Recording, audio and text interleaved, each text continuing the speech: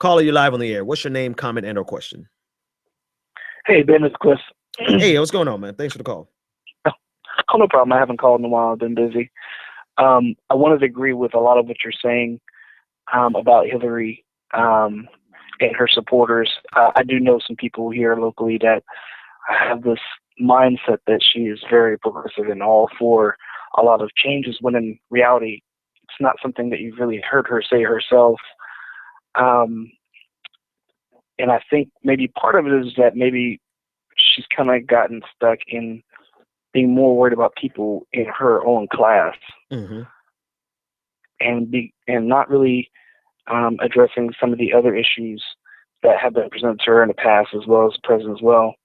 Going back to the beginning of the campaign, where Bill Clinton admitted to being part of the prison industrial complex situation, and leading into the situation where it just became worse and worse by the bill that he had signed when he was still in office. Mm-hmm.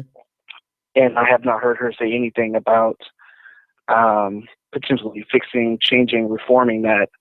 And I think for me, that's a big issue, because you see, all the numbers and statistics on TV about how it disproportionately affects minorities.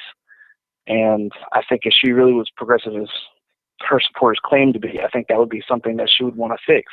Right. And you know what? I'm glad you mentioned that, because I need to go back and give my apologies to Black Lives Matter Boston. Thanks for the call, man. I'm gonna grab this next one too. And I'll address your question. I want to go back. I told you I'll call myself out.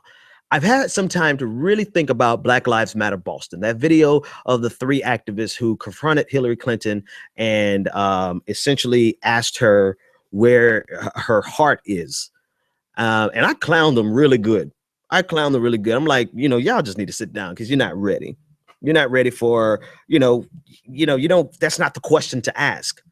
Those were my exact words. That's not the question to ask. They were asking in context of, her role in the criminal justice problems that we have today, and the role of her husband, and has she come to grips with her role in that? And a lot of people clowned them, including me, because I'm like, it sounded like just a bunch of talking. But I have to confess, I apologize to you guys, because thinking about how sincerely indifferent I've seen her be on her role in the lives of many hundreds of thousands of Americans and minorities, African Americans in particular, being in prison for longer periods of time, and then to see her get on stage at the last debate and say that her heart breaks when she sees, the number of African American men who are like 25% more likely, or whatever stat she threw out, but then consider her role in that. Changing your mind and changing your position is one thing, but can you explain to us how you came to terms, if you've ever come to grips with the fact that your words and your lobbying essentially is what she did as a first lady? She went around promoting this crime bill. Have you come to terms with the fact that your lobbying has put this many people in prison, and it is now something that you feel like we need to undo? Because that's a heart, soul, mind agreement thing. That's really where your actions are counter to what you're saying right now, right? Your previous actions are counter to what you're saying. And you need to explain to us how that evolution occurred, because there's so many evolutions that take place.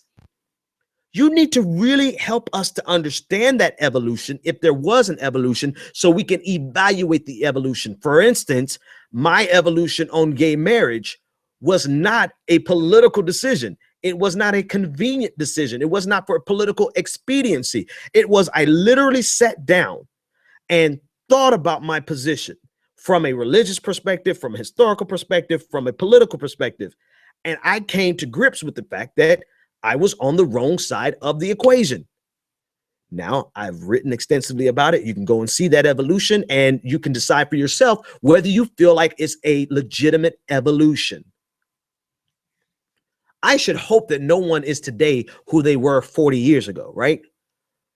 But when you shift positions so much and you want us to take you at your word, then you at least have to explain to us how it happened. And that's what Black Lives Matter Boston was asking. And I just kind of disregarded it at the time because I really didn't catch it.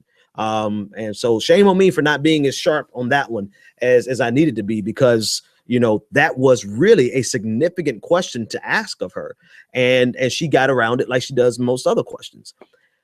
And again, folks, this is not attacking Hillary Clinton. Not a single thing that I've said. If anybody I'm going to attack is Hillary Clinton supporters, because the more I talk about it, the more I realize Hillary Clinton is explicit in who she is.